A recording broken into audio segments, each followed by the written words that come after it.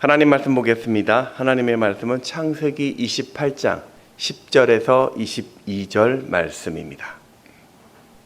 창세기 28장 10절에서 22절 말씀입니다.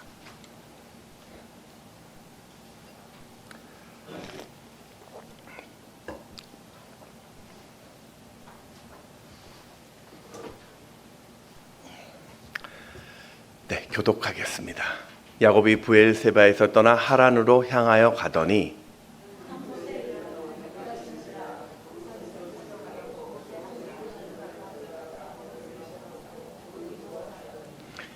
꿈에 본즉 사닥다리가 땅의 수당 위에 서 있는데 그 꼭대기가 하늘에 닿았고 또 본즉 하나님의 사자들이 그 위에서 오르락 내리락 하고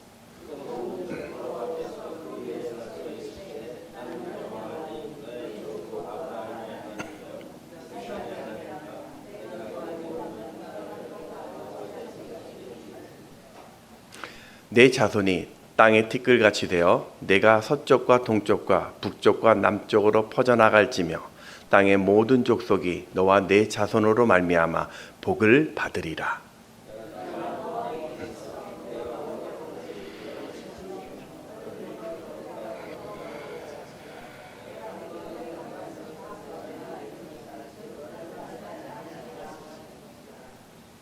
야곱이 잠에 깨어 이르되 여호와께서 과연 여기 계시거늘 내가 알지 못하였도다.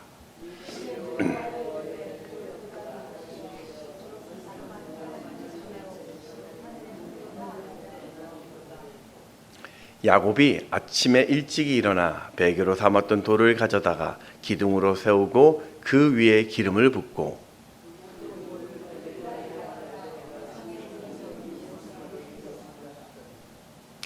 야곱이 서원하여 이르되 하나님이 나와 함께 계셔서 내가 가는 이 길에서 나를 지키시고 먹을 떡과 입을 옷을 주시어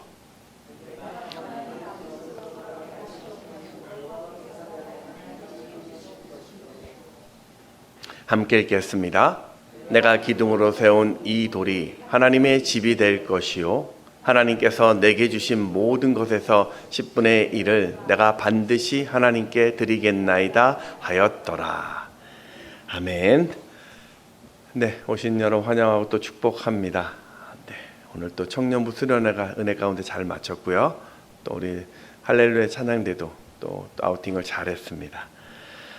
여러분 그 터닝 포인트라는 말 여러분 아실 겁니다. 이건 전환점이라는 이 말은 어떤 특별한 사건이나 그 경험으로 전과 후가 달라지는 그런 때, 시간을 말합니다.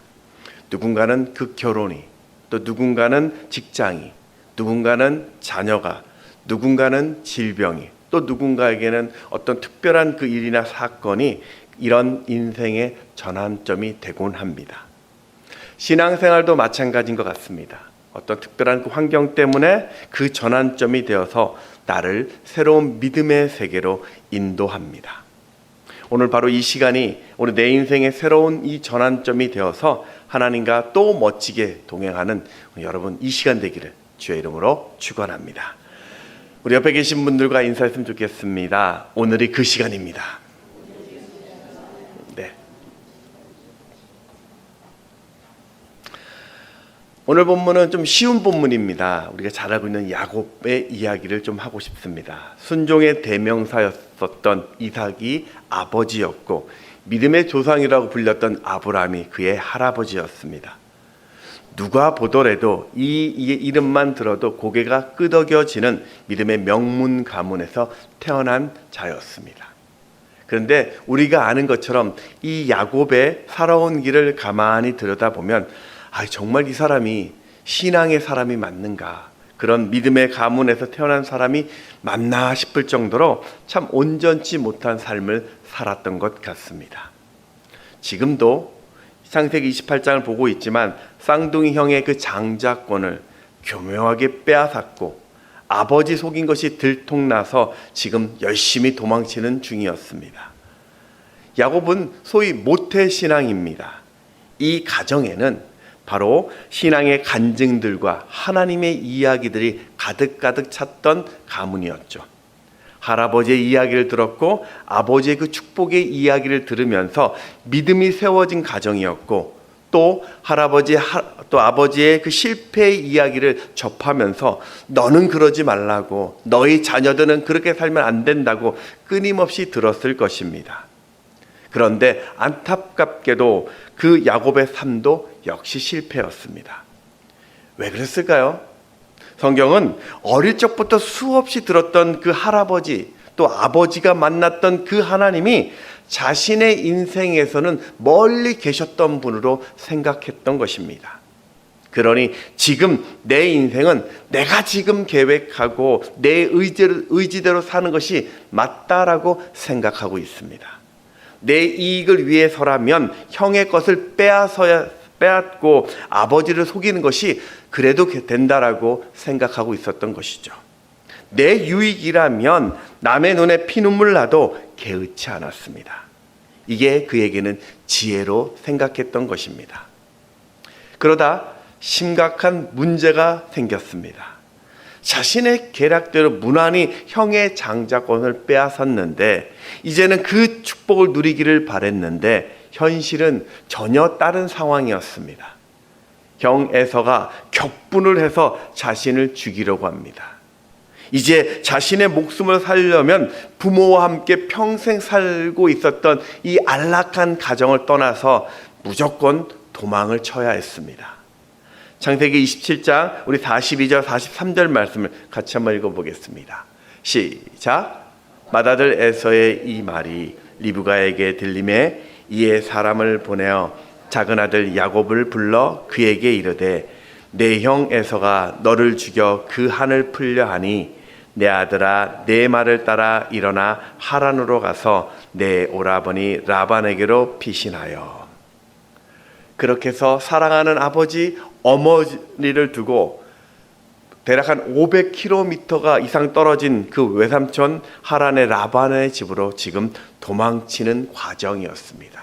그러다 홀로 광야에 버려진 장면이 오늘 본문입니다. 그는 해진 광야에 돌을 베개 삼아 누워 있습니다. 오늘 11절을 보면 한 곳에 이르러는 해가 진지라 거기서 유숙하려고 그곳에 한 돌을 가져다가 베개로 삼고 거기 누워 자더니, 자신의 그 탁월한 계획으로 쟁취했던 하나님의 복이 하루아침에 물거품 되어 버렸고, 홀로 쫓겨난 이 처량한 인생, 지금 이 모습은 야곱의 계획에 전혀 없었던 일이었습니다. 근데 여러분, 오늘 이 야곱의 모습이 우리의 모습은 아닐까요? 교회에서 또 가정에서 아니면 사회에서 자꾸자꾸 이런 야곱의 모습이 보이지 않습니까? 교회 생활은 익숙합니다. 교회는 오래 다녔습니다. 나름 열심히 섬깁니다. 그런데 언젠가부터 하나님 대신 내 생각대로 내 의지대로 섬기고 살고 있습니다. 그래도 되는 줄 알았습니다. 그래도 괜찮았습니다. 그런데 어느 순간부터 그 삶이 고달퍼지기 시작합니다. 하나님과의 관계도 어두워져 가고 성도의 관계 속에도 늘 공허함을 느낍니다. 여러분, 지금 내가 그렇게 한숨 지고 있다라면 오늘 우리도 지금 이 본문에 나왔던 야곱처럼 이 광야에 홀로 서 있는 장면입니다. 근데 여러분, 감사한 것은 그렇게 아무것도 할 수 없었던 그 상황이 끝이 아니었다라는 겁니다. 하늘에서 이 사닥다리가 땅으로 내려왔고 하나님의 사자들이 왔다 갔다 하는 그 환상을 보게 되죠. 오늘 12절을 같이 한번 읽어보겠습니다. 시작. 꿈에 본즉 사닥다리가 또 본즉 하고.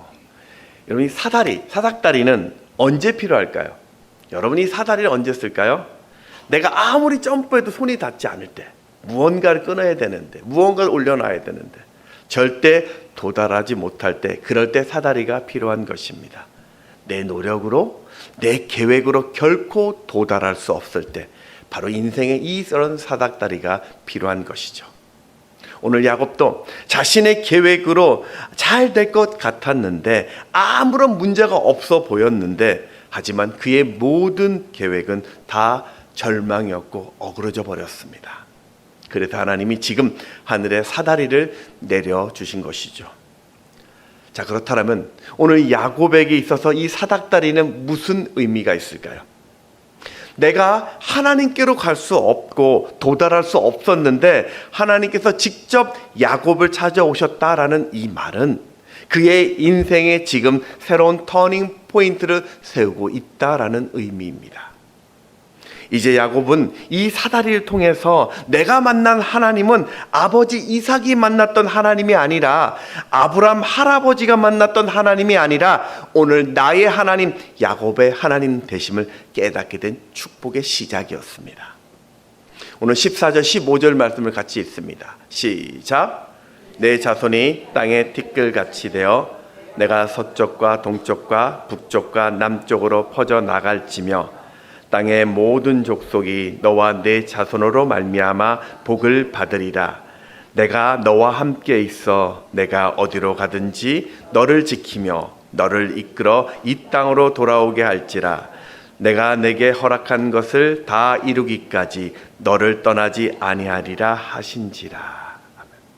하나님은 지금 야곱에게 내가 너를 떠나지 않을 것이다. 내가 너를 지킬 것이야. 그러니 너는 이제 세상을 바라보지 말고 너를 의지해서 무너지지 말고 너를 능히 도울 수 있는 너와 함께 하시는 하나님을 바라보라고 말씀해 주셨습니다. 이게 야곱이 처음 만났던 하나님입니다. 여러분, 세상은 지금도 우리에게 너희들은 너의 힘으로 너의 의지로 너의 도덕이나 지식으로 충분히 하나님을 만날 수 있다라고 이야기합니다. 아니, 그런 하나님이 없어도 세상이 주시는 것으로 세상이 주는 것으로 너는 충분히 행복할 수 있다라고 그렇게 능력 있는 삶을 살 수 있다라고 오늘도 우리를 유혹하고 있습니다. 그래서 세상의 지혜는요, 내 뜻대로 살면 되는 것입니다. 네가 어떤 상황에 처한다 할지라도 네가 편안하고 만족하면 그것이 행복이라고 이야기하고 있습니다. 열심히 노력해봐라. 너는 행복해질 것이다. 네 힘으로도 충분히 가능하다. 그러니 그런 신앙 의지하지 말고 너의 능력과 너의 손을 의지해봐라. 그렇게 우리의 힘으로 가능하다라고 이야기하는 것이 세상의 이야기입니다. 근데 여러분, 과연 그렇습니까? 성경은 그렇지 않다라고 이야기하고 있고 하나님은 그것이 틀렸다라고 말씀하고 있습니다. 만일 우리가 하나님의 음성이 아닌 세상의 소리를 듣는다면 오늘 우리는 지금 광야에 홀로 고립된 이 야곱의 인생을 걸어가고 있는 것입니다. 욥기서 14장 1절 2절을 같이 한번 읽어보겠습니다. 시작. 여인에게서 태어난 사람은 생애가 짧고 걱정이 가득하며 그는 꽃과 같이 자라나서 시들며 그림자같이 지나가며 머물지 아니하거늘. 여러분, 이것이 인간의 모습입니다. 여러분, 인생은요, 우리가 생각하는 것만큼 강하지 않습니다. 우리가 그렇게 자신만만하는 이 젊음도 어느 순간에는 쇠하게 될 것이고 우리의 생은 짧게 끝날 것이고 늘 염려와 걱정 가운데 또 가득 찰 것이고 내 속은 속히 시들 것이며 이 땅에 우리는 언젠가 그림자같이 사라지는 것, 그게 우리가 살고 있는 오늘의 인생의 모습입니다. 그래서 오늘 우리에게는 영원한 은혜의 사다리가 필요한 것입니다. 그래서 이 땅에서 염려하지 않고 무너지지 않도록 나와 함께 하시는 그 성령님이 우리에게 꼭 필요한 것입니다. 연복음 14장 16절에 보면 내가 아버지께 구하겠으니 그가 또 다른 보혜사를 너희에게 주사 영원토록 너희와 함께 있게 하리니. 야곱은 지금 하나님의 사다리를 발견했고 자신과 함께 하신다는 그 하나님의 음성을 듣고 난 이후로 그는 이렇게 고백합니다. 16절 말씀을 같이 읽습니다. 시작.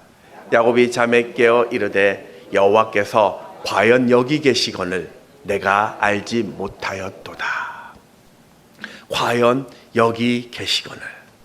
여러분, 이 말은 야곱이 이 베델에 도착해 보니 여기서 하나님을 만났다라는 그런 말씀이 아닙니다. 하나님이 멀리 떠나 있다가 이제서야 우리가 만난 것이다, 그런 의미가 아닙니다. 과연 여기 계시거늘. 야곱은 사실은 태어날 때부터 자신의 인생에 대한 하나님의 계획을 부모로부터 들었습니다. 너를 통해서 하나님이 큰 민족을 이룰 것이라는 복을 알고 있었습니다. 과연 여기 계시거늘. 이 말은 드디어 인격적으로 하나님을 만났다라는 것이고, 부모로부터 들었던 그 복을 직접 그가 듣게 된 역사적인 순간이었던 것입니다. 아버지, 할아버지 이야기 속에서 그렇게 수없이 등장했던 그 멋진 하나님이 오늘 나와 멀리 계셨던 분이 아니라 한 번도 나를 떠나지 않았고, 이런 어려운 환경 속에서도 여전히 나와 함께 하심, 그를 야곱이 처음 알게 된 것입니다. 오늘 이 16절의 고백이 바로 야곱 인생의 터닝 포인트가 됩니다. 여러분, 그는 지금 내게 닥친 현실이 그렇게 환영할 만한 그런 넉넉한 환경이 아니었지만, 참 어려운 환경이었지만, 그럼에도 여전히 나와 함께 계신 하나님을 발견했기에 이것이 끝이 아니라 또다시 시작할 수 있는 소망이 있다라는 것을 알게 되었고, 그는 다시 일어서게 됩니다. 우리 17절 말씀을 같이 한번 고백합니다. 시작. 이에 두려워하여 이르되 두렵도다. 이곳이여 이것은 다름 아닌 하나님의 집이요 이는 하늘의 문이로다 하고. 이 베델이라는 뜻이 바로 하나님의 집이라는 뜻입니다. 이곳이 바로 당신이 그 야곱이 하나님을 만난 곳이다, 하나님의 임재를 경험한 곳이다 라는 그의 고백이었던 것입니다. 나중에 이 베델은 그 선지자 사무엘 선지자가 바로 여기서 하나님의 명령을 선포한 그 본거지가 되었고, 또 영적인 각성의 상징적인 장소가 되죠. 사랑하는 여러분, 올해 여러분은 어떤 일로 이 광야의 야곱처럼 그렇게 무너지셨습니까? 올해 세운 그 희망찬 계획들이 조각나 있습니까? 믿음으로 살겠다라고 했던 그 아름다운 결단이 점점 희미해져 가고 있습니까? 내 가정은 믿음으로 세우겠다라는 그런 좋은 각오가 흔들리고 계십니까? 내가 찬양대로, 내가 찬양팀으로, 교사로, 목자로, 식당 봉사로, 전도대로 이 모양 저 모양 섬길 때 내가 다른 것 보지 않고 오직 예수만 바라보면서 충성하겠다라는 그 자랑스러운 다짐이 점점 약해져 가고 있습니까? 그렇다면 지금 내게 바로 영적인 사다리가 필요할 때입니다. 그 은혜의 사다리를 내려주실 소망의 하나님을 온전히 바라볼 때입니다. 요한복음 14장 18절을 같이 한번 읽어볼까요? 시작. 내가 너희를 고아와 같이 버려두지 아니하고 너희에게로 오리라. 어떤 분이 이런 말을 했습니다. 하나님은 인생의 스펙을 사용하는 것이 아니라 인생의 스토리를 사용하신다. 세상은 성공을 위해서라면 스펙을 쌓으라고 합니다. 내 취업을 위해서 스펙을 가져야 된다. 좋은 직장, 좋은 대학 나와야 된다. 좋은 만남이 있어야 된다. 가문도 좋아야 된다. 좀 가진 게 있어야 된다. 결혼을 위해서라도 내세울 스펙이 있어야 된다라고 이야기합니다. 그리고 오늘 우리의 실패를 나의 그 부족한 스펙이라고 우리는 생각합니다. 그런데 오늘 성경은, 하나님은 내게 우월한 스펙 때문에 우리를 사용한 것이 아니라 부서지고 거칠어진 내 삶이지만 그런 나를 통해서 하나님 나라를 세워간다라고 우리에게 들려주고 있습니다. 여러분, 무엇 때문에 내가 안 된다라고 지금 이야기하고 있습니까? 난 무엇 때문에 안 돼. 여러분, 무엇이 없어서 내가 무너졌다라고 이야기하십니까? 무엇을 하나님 내게 안 주셔서 내 인생은 실패야라고 지금 이야기하고 계십니까? 여러분, 만약에 그런 환경이, 그런 스펙이 정말 믿음이라고 붙잡게 된다면, 오늘 내가 가진 그 스펙보다 더 크고 강한 스펙이 오면, 더 강한 환경이 오면 우리는 또 야곱처럼 깨져버릴 것입니다. 여러분, 하나님은 그 그런 것까지 우리를 사용하지 않아요. 그런 것까지 우리를 평가하지 않습니다. 하나님은 오늘 여러분의 눈물을 사용하십니다. 하나님은 여러분의 깨지고 상한 그 마음의 고백을 받으십니다. 하나님은 여러분의 그 진실한 무릎에 바로 하나님의 베델이 되게끔 인도하실 것입니다.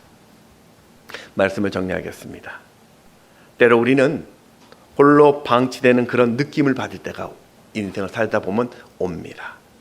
내가 깨져버리는 그런 거친 인생을 살아가는 그런 느낌들. 때로는 물질 때문에, 때로는 자녀 때문에, 때로는 건강 때문에, 때로는 관계 때문에. 내 주변에 사람들은 참 많은데 내 마음조차 나눌 그런 사람이 내 주변에 없다라고 생각할 때가 옵니다. 내 삶이 버거울 때 좀 웃어주고 내 어깨에 두드려줄 그 사람이 없을 때가 있습니다. 내가 주변에 사람들에 둘러싸여 있는데도 늘 혼자라는 그 고독감에 묻힐 때가 옵니다. 그때 여러분이 하나님을 찾으시고 하나님께로 그 발걸음을 내디딜 수 있다면 오늘 지금의 이 어려운 환경이 하나님의 소망으로 조금씩 채워져 감을 느끼게 될 것입니다. 지금 오늘 여러분의 필요한 것은 나를 향한 은혜의 사다리입니다. 여호와가 과연 여기 계시거늘 내가 알지 못했다라는 이 믿음의 고백이 오늘 내 삶 가운데 증거되어야 할 이때입니다. 그러니 여러분 형편에 치우치지 마십시오. 내 상황 때문에 무너지지 마십시오. 그 헛된 것 자랑하지 마시고 죄의 유혹을 떨쳐내십시오. 조금 더 깊은 주님의 은혜를 구하십시오. 그렇게 내 삶의 모든 자리마다 하늘의 사다리를 보는 그런 은혜가 있기를 주의 이름으로 축원합니다.